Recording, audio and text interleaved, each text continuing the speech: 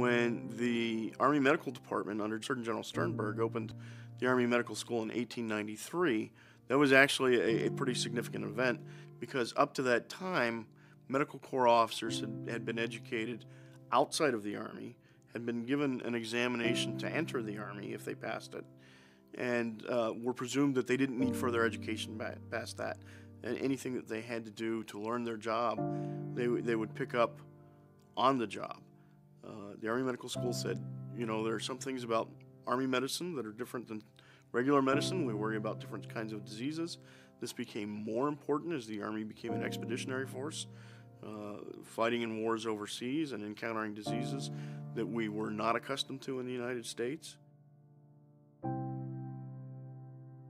In 1919, 100 years ago, here in San Antonio, we were dealing with a pandemic at that time as well. It was the Army who first discovered cases of what we then called the Spanish flu. The first 51, 52 cases were found at Camp Travis all in one day, and the Army was the one that actually began the quarantine here in San Antonio about 100 years ago. Now, there was no center in school back then. We weren't a medical command. However, 100 years later, we're sending staff to places like New York and other hotspots to try and take knowledge from the military and apply it to our civilian patients wherever they're needed in the country. 100 years later, we're doing the same things because they work.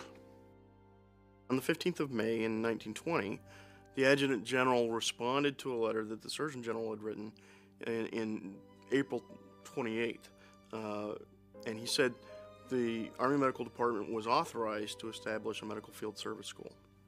This is the Surgeon General asking for a second school and saying, I have two separate skills that I need to teach.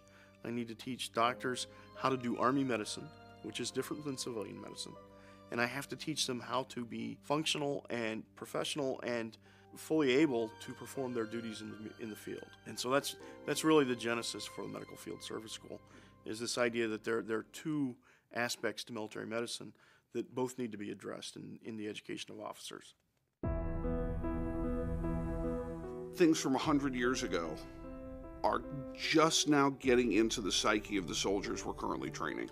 The other day, there was a group of them working in the museum, and of course everybody has their mask on, and we're trying to remind them, you know, they're even reminding each other, you know, don't get so close. And one of them finally said, so I guess we're part of a historic event, aren't we? And I said, so what are you going to do with that?